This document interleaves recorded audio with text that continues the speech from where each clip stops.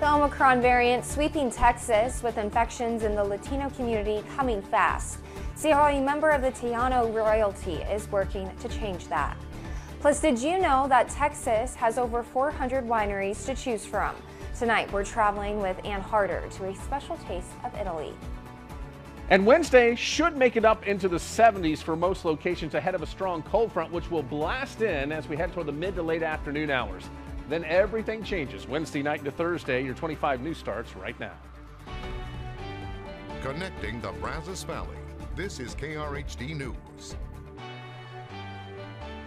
Hi there, everyone. I'm Hallie Jones. We may never truly know how very close we came to losing one of the world's most popular and enduring entertainers. Little Joe Hernandez, or Little Joe y La Familia, came down with a COVID infection in the early months of the pandemic and has been very vocal about the need to protect ourselves ever since. He shared his experience and his warnings with 25 News reporter Dennis Turner.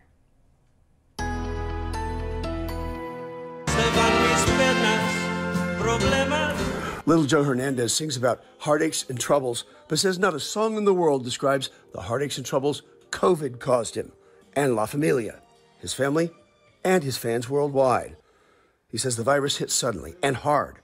The fever, the shakes. I tried to hold a glass of water and I just couldn't, you know. The fever, the sweats.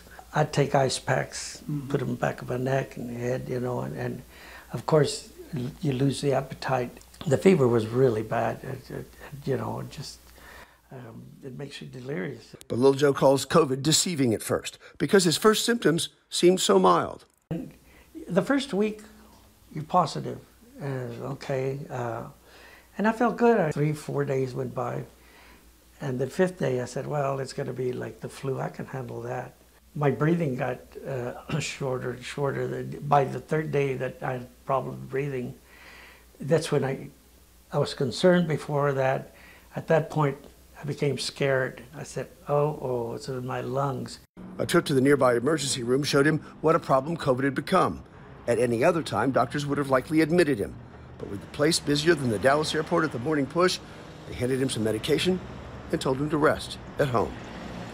On his return, he looked at the hospital paperwork and realized he had pneumonia. No, I always thought if I went to ICU, I'm not getting out, you know. After several days, he showed some improvement, but by then, the virus had found his wife, daughter, and niece. My wife spent 2 nights in the hospital, and when the ambulance came to the house to pick her up, I felt bad because, you know, you can't go visit in the hospital, you can't visit the patients. And it really crossed my mind that this could be the last time I see my wife. And I thought, and I brought the COVID to her. As sick as I was more concerned with the family because, you know, I thought, God, if somebody's going to die, please let it be me because, I mean, I've had everything beyond what I could imagine in my lifetime. After all his success, this man, loved and admired around the world, offered to trade it all in to save his family, La Familia. Gracias a Dios, thanks to God, we survived it. As his wife, daughter, and niece recovered, Little Joe kept going. If his prayers could help save La Familia in Temple, he would try to save La Familia, his fans, around the world. I'm Little Joe. On Monday, July the 5th, I tested positive for coronavirus. He recorded this message to urge his greater familia to get the only protection from COVID that doctors say works. Based on a recent article published in The Lancet at the end of October, vaccinations do lessen the risk of a COVID infection, but doesn't eliminate it completely. But when someone that's vaccinated gets COVID, they clear the virus more quickly. And both of these contribute to less virus circulating. And folks with vaccinations almost always survive. It's why Little Joe never misses a chance now to mention COVID vaccinations at his shows. At my shows, I always encourage people to get vaccinated. You know, there's so much untruth about the vaccine. He'd always stepped on stage to entertain. Now, Little Joe says he does it to save lives. In Temple, Dennis Turner, 25 News. Free COVID tests are available to order a day early. Every home in the U.S. is able to order 4 free at-home rapid antigen tests through covidtests.gov. All you need is your name and address. Tests will be delivered through USPS and will begin shipping out in late January. The Omicron variant now accounts for nearly all U.S. COVID-19 infections. The Centers for Disease Control and Prevention says it has caused 99.5% of new cases in the last week. The Delta variant makes up the remaining 0.5%. Omicron has quickly spread across the U.S. at the beginning of December. It accounted for less than 1% of cases, but jumped to 89% by the end of December. Around the world, 18 million Omicron cases were reported last week. Meanwhile, across the country, approximately 100 people are killed and over 7,500 more are injured every day, an increase from previous years. So what new laws are being recommended to save lives? Our Joe St. George explains. The images of car crashes sometimes can be easily forgotten. Not every fatality makes the news, but the reality is crashes are up in our country. In fact, there was a 20% increase in traffic deaths in the first 6 months of 2021. That's the largest increase ever since the federal government started tracking this. 100 deaths per day are occurring now on America's roads. How does your state rank? Well, the advocates for highways and auto safety, who released the data Tuesday, use a green, yellow, red system. Green states are improving. Yellow states still need some improvement, while red states are the worst. Safety advocates rank states based on casualties and how many new safety laws have passed, like those that restrict texting and driving, encourage seatbelt use, and limit when someone can learn to drive. The latest report shows how few green states there are. Most are yellow in need of improvement, with states like Montana, Arizona, Missouri, Ohio, Florida, Nebraska, and Virginia needing the most work to increase safety. Most traffic safety laws in our country are passed at the local and state level, but when Congress passed the bipartisan infrastructure law last year, they did give the Secretary of Transportation new authority to institute new safety standards. The potential to save lives is remarkable. This needs to be done as quickly as possible. But during their virtual press conference Tuesday on the new numbers, safety advocates say it's up to Secretary of Transportation Pete Buttigieg now to determine how quickly new safety standards in cars, SUVs, and trucks gets implemented, emphasizing he has the authority to tell auto manufacturers when new cars must include crash-avoiding technologies like automatic braking in them. Currently, it's a costly upcharge. One thing is likely in the coming months with these new numbers. Expect changes in traffic laws and vehicle safety to continue. Officials Tuesday calling the number of deaths on our country's roads a, quote, public health epidemic. In Washington, I'm Joe St. George. Today, the Georgia Supreme Court heard arguments in a high-profile case involving a child who died in a hot car. Justin Ross Harris is the only person ever in this type of incident to get life in prison without the possibility of parole. He was convicted of murdering his son Cooper, among other charges. Now, he is appealing for a new trial on the basis that there were court errors, but also around circumstances that the public remembers. There was a lot of inflammatory and graphic evidence related to Harris's relationships outside his marriage. I have been documenting and working with these cases for so many years, and I know them very well. And there is not one case that I can think of where somebody intentionally used this kind of situation to murder their child. Amber Rollins with Kids and Car Safety says hot car child deaths are one of the most misunderstood issues. And cases like Harris's are dangerous because they make people think it couldn't happen to them. People really believe that hot car deaths happen to bad parents, negligent parents, parents who, just don't want their kids, or they have alcohol or drug problems. And none of that is the case. Rollins says almost every death of a child left in a car is due to a change in routine or distraction, something as simple as a phone call. Hot car deaths went down in 2020 and even last year when fewer people were going to work and dropping kids off with caregivers. The 2 years before that, though, were the worst in history, with more than 50 deaths in both 2018 and 2019. Advocates are worried these numbers will quickly go back up. It's day to day, it's minute to minute. Currently, my son's daycare is closed They let me know while I was on my way to drop him off. I mean, it's chaos for families right now, and everyone's in survival mode, and that is a recipe for disaster. Now, technology is eventually coming to cars as part of the new infrastructure law that will send an alert when a child may be in the back seat. Many people are not aware of how much more dangerous U.S. roads have become. What this is costing everyone, and the changes advocates say are needed to reverse trends in traffic crashes and deaths. Just last month, we told you about a group of Texans raising money to help a little boy get back on his feet. Today, we have a great update to share with you. This is Emmanuel. He's 8 years old, refugee from Venezuela, born with a rare birth defect, forcing doctors to amputate his right leg. After 4 long, hard years of relying on a crutch to get around, what you are about to see would change his life. Here's 25 News anchor Joey Horta. An incredible moment, years in the making. Emmanuel's doctor connecting his brand new prosthetic leg, the first one he's ever had. Moments later, he's up on his own, and soon after, his first steps. It's all thanks to people like Nancy Elizarde, part of that GoFundMe campaign to get him a prosthetic. I was walking along with him when he started, taking his first steps. Not a dry eye in the room. He pushed himself to reach his goal and his family goal without a leg. That is what made him so special. The little boy and his family traveling more than 2,000 miles, mostly walking, from Venezuela to the Texas-Mexico border in Nuevo Laredo. Emmanuel is proving to be a quick learner, even walking backwards with his prosthetic leg, or as he calls it. And that one thing he's been dreaming about, he did that too. He did. He already played soccer. The man behind the camera asked, "Do you like it?" Yes.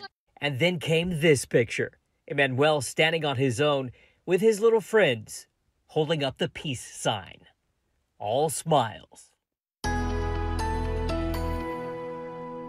2 cell phone carriers are agreeing to partially delay their 5G signal rollouts planned for tomorrow amid concern from airline officials. Top airline executives say the stronger wireless connection would cause mass cancellations and potential safety problems. ABC's Rena Roy has the latest.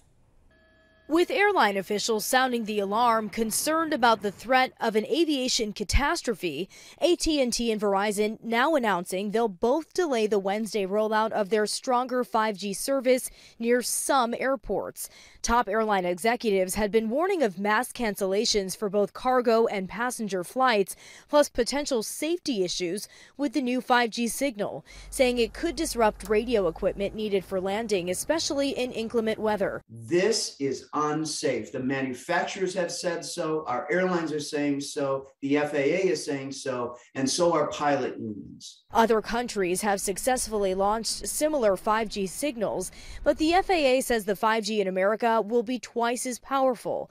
ABC's Mary Bruce questioning the White House on why the FAA didn't act sooner with testing the signals. The agency aware of this rollout plan for 2 years now. Did the FAA drop the ball here?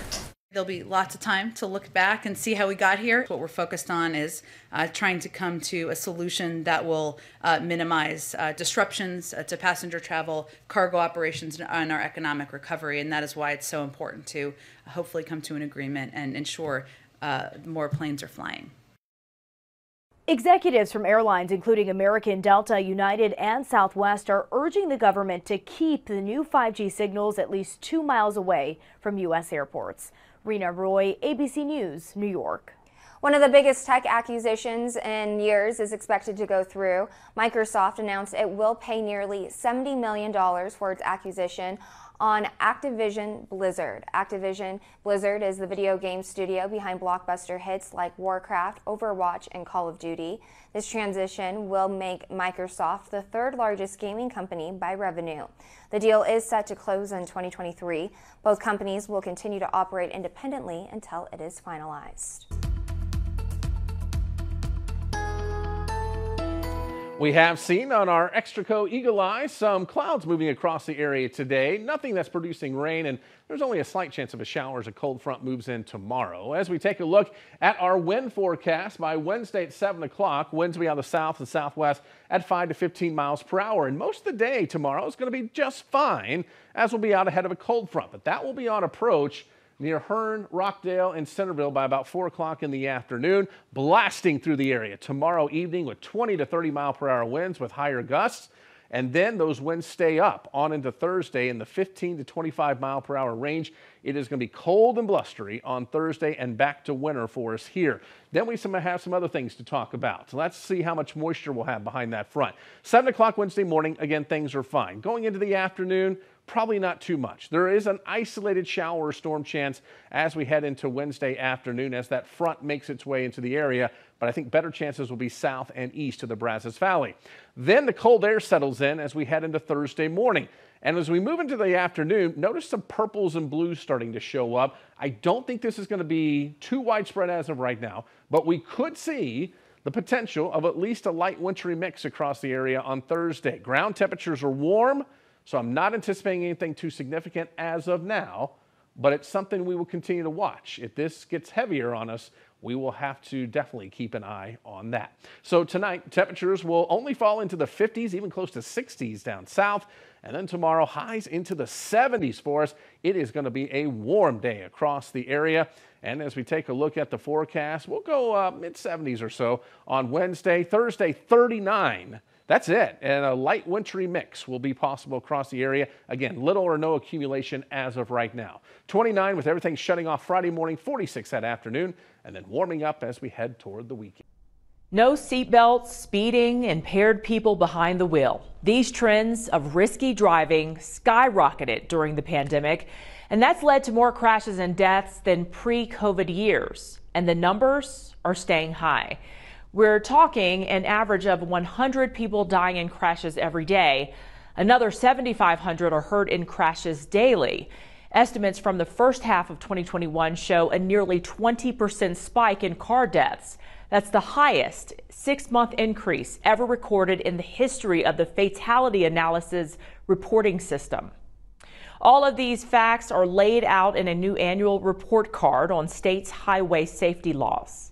While most of these laws you would think would be commonsensical, they are very challenging to get moved through state legislatures. Advocates for highway and auto safety has identified 16 basic traffic laws proven to reduce crashes. They fall under 5 areas: various seatbelt rules, child passenger laws, teen driving restrictions, and impaired and distracted driving consequences. No state has all 16. Some are missing some of the most basic laws, like requiring everyone in the car to buckle up. Primarily what we need in each state legislature is a committed and devoted champion who identifies, who picks up a report, sees that there's a problem, and makes the determination that they are going to do something to save lives this year. And it can happen. The increase in crashes impacts everyone. The report estimates the financial burden at $292 billion a year. That includes medical bills, property damage, and loss of work. That's like everyone paying a nearly $900 annual crash tax. A public poll shows a majority of people aren't aware of the substantial increase in traffic deaths, but they are concerned about what they are seeing on the roads and would likely support new traffic safety measures. It's a major milestone, but not necessarily one to celebrate. 25 years after its launch, the National Domestic Violence Hotline recently received its 6 millionth contact. It came in from Ohio through the hotline's online chat box. Now, that's something that didn't even exist when the phone hotline first started. But as Maya Rodriguez tells us, it's the past 2 years of the pandemic that are proving to be the most challenging for those working on domestic violence issues. The disruptions from the COVID pandemic touch nearly every part of life, and for those in unsafe situations at home. It's always been at a crisis level, but because of the pandemic, it's just become more of a crisis. Domestic violence in the COVID era is something described as a shadow pandemic because of the added complications it's presenting in confronting it. We know that many individuals are in isolation with the person who's causing them harm. Katie Ray Jones is CEO of the National Domestic Violence Hotline. Since the pandemic began, calls to the hotline are up 6%. What we've seen is that over 15,000 more individuals have reached out to the National Domestic Violence Hotline and stated that COVID-19 was somehow playing a part in their relationship. Part of the problem, she says, the system in place to respond to domestic violence is straining under COVID pressures. It has historically been under-resourced and overburdened. So it's really been a place where we've had to think outside of our traditional resources about how to keep people safe and what strategies they want to employ in the midst of a pandemic. When domestic violence shelters needed to limit capacity because of COVID, some hotels stepped in to temporarily relieve the need. But Ray Jones says it goes beyond that, with more funding needed for legal resources and counseling services. These are all critical components that survivors need to really break from that relationship and live a life free from violence. Currently, there are 3 bills in Congress that could help, from funding domestic violence programs and services to even helping survivors disconnect from shared cell phone plans that can be used for stalking. But whether any of them manages to pass both chambers remains to be seen. These are critical pieces of legislation that are long overdue. As time ticks by for those facing violence at home, I'm Maya Rodriguez. Maya, thank you for that report. Well, if you or someone you know is facing domestic violence, you can call the National Domestic Violence Hotline at the number on your screen. That's 800-799-SAFE, or visit online at thehotline.org. You may be thinking about a new job as you hear about the record number of people quitting. Well, we have the new list of the fast-growing positions and the skills you'll need if you're hoping to work from home. Work priorities continue to change during the pandemic, and we're getting a new look at where the future of work is headed and where to find a growing number of opportunities if you're thinking about a new job. LinkedIn has released its list of the fastest growing jobs. It looked at trends over the past 5 years to come up with this. No surprise here, number 1 on the list is a vaccine specialist. Many people getting these jobs have a background in medical sales. You can see the top 10 jobs here on your screen include diversity and inclusion managers. Andrew Seaman with LinkedIn says they're seeing more jobs recently that focus on the well-being of employees. Also in the top jobs are business development representatives. This is also for people with a background in sales. A ton of the jobs have at least 35% of the open positions as remote options right now, which means that, if you're looking for work on LinkedIn, you could toggle a switch, and that quite a bit of those jobs are going to allow you the flexibility to work from home or wherever you feel most comfortable. He expects remote work is most likely here to stay as a way to keep workers happy. If a position doesn't list it, he says workers have the power now to ask about it in the negotiation process. But you need to make sure you have the skills for it ahead of time.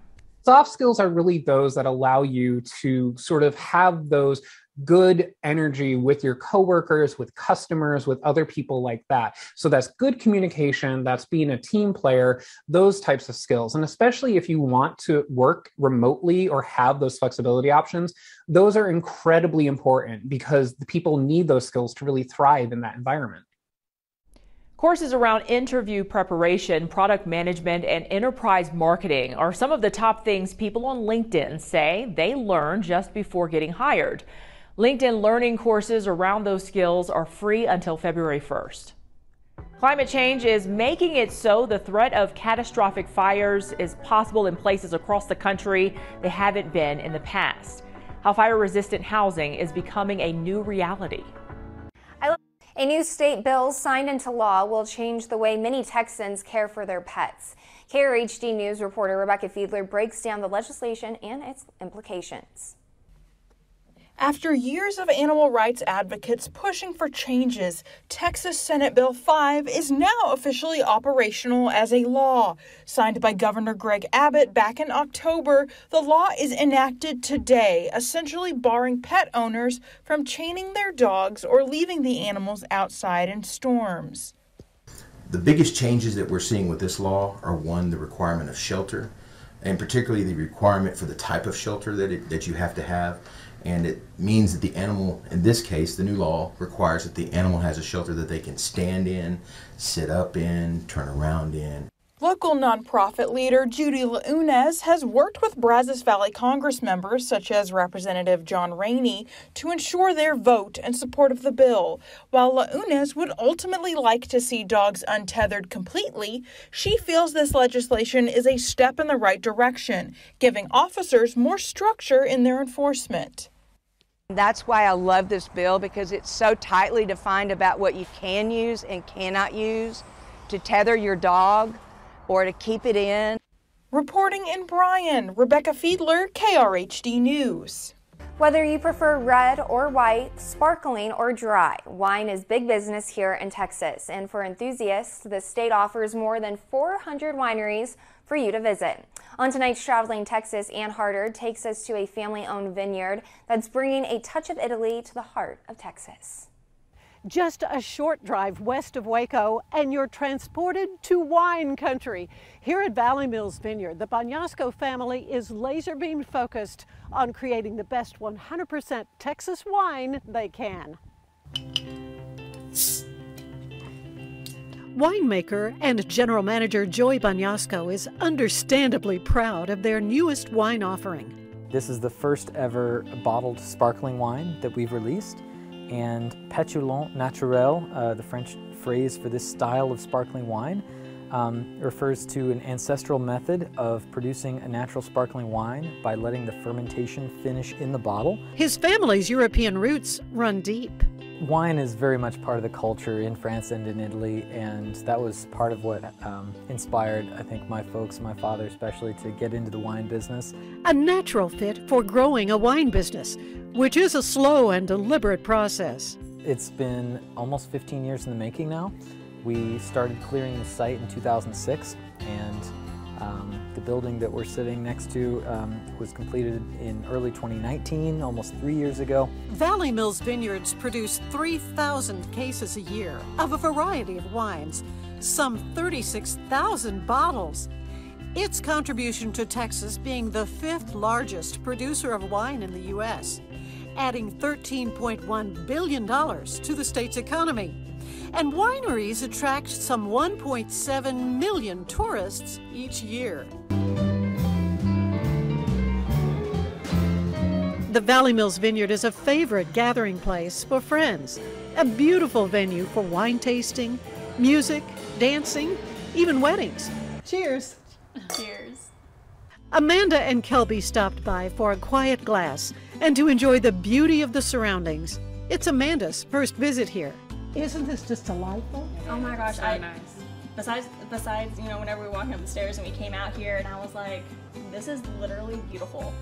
Like the hills and just like the scenery. I was like, this is gorgeous. The hill country around Fredericksburg is considered the heart of wine country in Texas, but Bagnasco tells me great grapes are being grown in central Texas. It's kind of the Wild West for viticulture, for grape growing, because we're not an old established region where the rules are already set. Here in Texas, we get to experiment, we get to grow the grapes that we think are going to do best in our warm continental climate. No matter the season, there's a beauty to a vineyard and no shortage of work to be done. Right now in midwinter, our grapevines are dormant and they'll kind of wake back up, or we call that process bud break, right?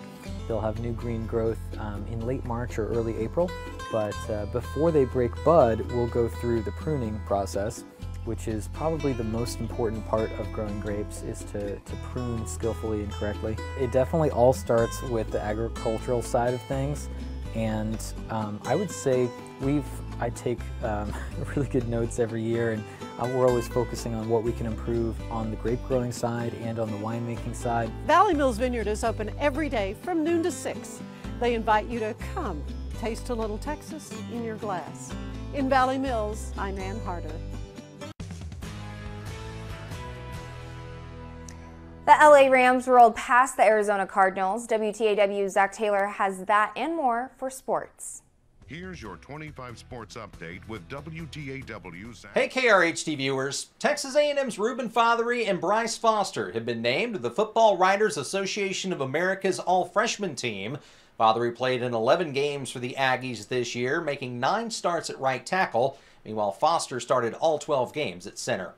Some big men's basketball games going on today. Number 5 Baylor is currently duking it out with West Virginia in Morgantown. Meanwhile, 10th-ranked Houston hosts Southern Florida at 7 o'clock. Number 23 Texas entertains Kansas State at 7:30. And 18th-ranked Texas Tech dukes it out with number 15 Iowa State at 8. Matthew Stafford threw for 200 yards and 2 touchdowns as the LA Rams rolled past the Arizona Cardinals last night, 34-11 in the NFC wildcard round. Now with the victory, LA advances to take on Tampa Bay in the divisional round. Luka Doncic put up a triple-double to lead the Dallas Mavericks past the Oklahoma City Thunder, 104-102. Meanwhile, the San Antonio Spurs were done in by the Phoenix Suns, 121-107. And the Dallas Stars return to the ice this evening as they host the Montreal Canadiens at 7:30. From the WTAW Sports Studio, I'm Zach Taylor. Roughly 1,000 homes were destroyed just weeks ago when high winds pushed flames through subdivisions in the suburbs of Denver. Elizabeth Ruiz looks at how there's a growing need for fire-resistant homes as fires like this become more common across the U.S. She introduces us to one family whose home did not burn even though others around it did. The firemen told us we had to evacuate, so I helped my dad grab the cats. We got them into the car and we drove off, seeing trees and bridges just burning on our way out. Lyric Stelling and her mother Annabelle say they were shocked to learn the next day that their house was the only one still standing on their block. Hearing that our house was okay was the most relief I've probably ever felt since you were born. Surrounding bushes, trees, and even their trampoline burned, but the house was spared. When I came up on Friday morning with the fireman, he said it's because of the stucco that your house was saved. Stucco, which is a cement-based mixture, is fire-resistant. Years ago, Annabelle says they wanted to build a stronger house after some hail damage. The person they reached out to was Jeff Heineman, the president of Cottonwood Custom Builders. We really focus on protecting the environment and building sustainable homes. According to Jeff, the best materials for building a fire-resistant home include stucco, stone, brick, and metal. Asphalt shingles are surprisingly fire-resistant, and metal roofs are very fire-resistant. Jeff says the houses that burned down likely had wood or particle board siding. But with a growing number of destructive fires across the U.S., Jeff says he believes fire-resistant housing is becoming more necessary. And he says it's not much more expensive. So stucco or cement siding are probably $10 a square foot, whereas inexpensive particle board siding, might be $7. Jeff also suggests building with tempered glass since it has higher heat resistance and creating a defensible space around your house. Gravel perimeter around the building is incredibly important. With the threat of climate change, Jeff says we are at a point when catastrophic fires can happen anywhere. The concern was always in the foothills. I don't think until this fire anyone ever thought that this would be possible for entire subdivisions to burn on the plains, right? This is not a forest fire, and to have 1,000 homes burn in 8 hours, just incomprehensible. My husband, we say all the time, we're so lucky. We're in, a really open area. It's not very densely populated. There's floods with people that are on the streams. There's fires for people up in the mountains, and we're in a pretty good situation. Never did we think that we would be talking about our homes being burned down. Annabelle says they are beyond grateful for their stucco house, and Jeff's clients are all ready to make the switch to fire-resistant housing. All of our current projects, every single one of them is talking about changing to fire-resistant materials. In Boulder, Colorado, I'm Elizabeth Ruiz reporting.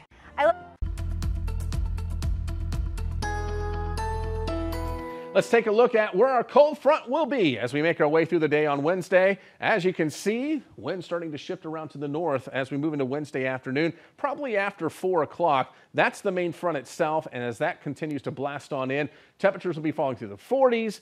Winds will be up 20 to 30 miles per hour. It will get cold in a hurry late Wednesday afternoon into Wednesday evening. So make sure you have the coats ready to go by then. Out ahead of the front, though, temperatures will be in the 70s. Then as we make our way into Thursday, it looks like those winds stay up at 15 to 25 miles per hour. Temperatures not getting out of the 30s, so the wind chills will be in the 20s all day long on Thursday. Heavy coats needed then. Then, will we have any moisture to work with? Well, on Wednesday, along the front, there could be an isolated shower storm. This is stopping here at 4 o'clock in the afternoon. As you can see, it's not a lot. Better chances will be south and east of here. But as we make our way into Thursday morning, clouds take over. How much moisture will still reside as a system passes over the area? A light wintry mix can't be ruled out. Ground temperatures are warm. Temperatures will be probably near or just above freezing at the surface. So right now we're not anticipating too much. It's something we'll continue to track, though, as sometimes these things can change in a hurry on us as we make our way into the next 24 to 48 hours. So tonight, temperatures will fall down into the 50s. It will be a mild night for January. And then tomorrow, highs into the 70s for us. But again, don't take it for granted because things are really going to change in a hurry as we move into tomorrow night going into Thursday. Again, a slight chance of a shower Wednesday. Thursday, 30% chance of a light wintry mix. Temperatures into the 30s for us. 29 Friday morning, 46 that afternoon. Warming up over the weekend. And then next week, we may have another front to contend with as we head toward the middle part of the week. Of course, we are going to be watching Wednesday night and Thursday closely and see if we have enough moisture for any wintry mix. As cryptocurrency is still largely unregulated in the U.S., UK's finance minister has plans to bring crypto ads under the same rules that apply to financial promotions.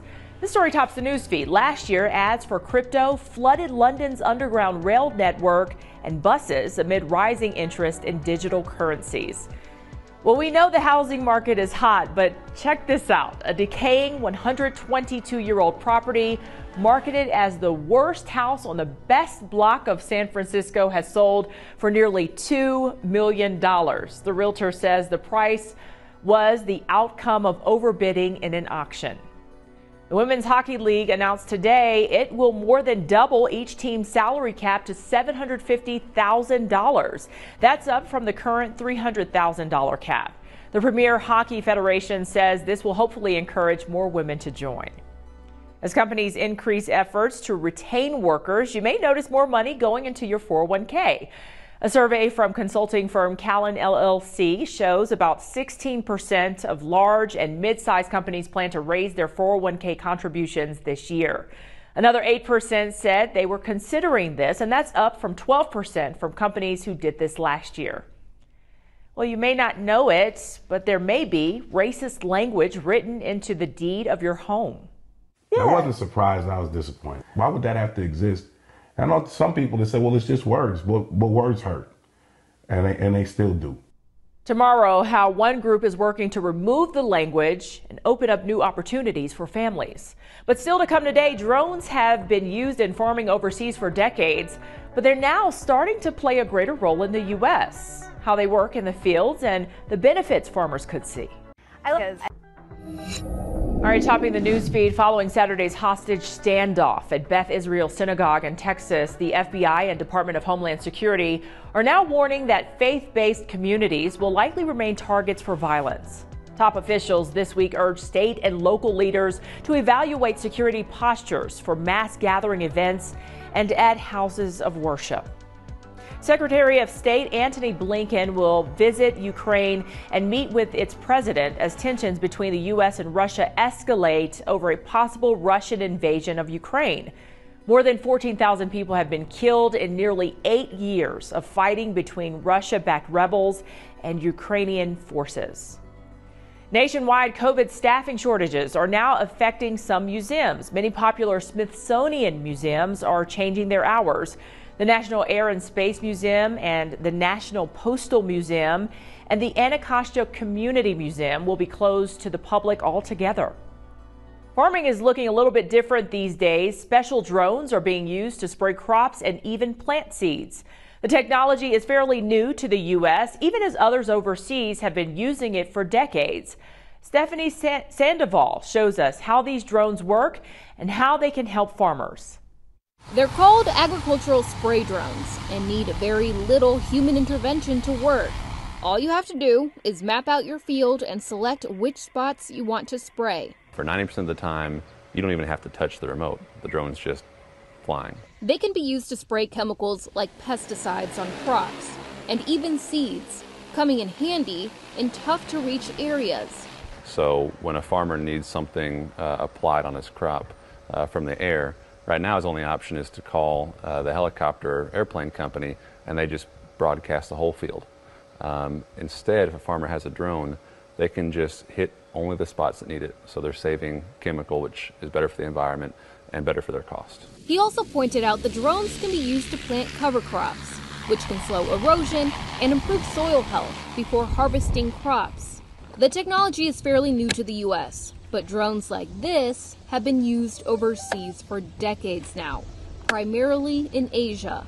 Due to the abundance of rice paddies over there in Asia, it actually makes a lot of sense because that's wet terrain and it's much better serviced by flying drone vehicles versus terrestrial like tractor vehicles. Arthur Erickson, the co-founder and CEO of agricultural drone maker Helio, believes this technology is a game changer for the agriculture industry. The drones are interesting because not only can they do what's traditionally done better, cheaper, faster, less labor, more automated, but they're unlocking kind of a whole new way to approach farming that previously wasn't available. As for the future of these devices, Erickson is hopeful the technology will take off. The idea that you're going to start having these drones going out on their own, so they're charging themselves, they're refilling themselves, and they're just kind of scanning these fields and making decisions in real time and solving them before even you have to get involved.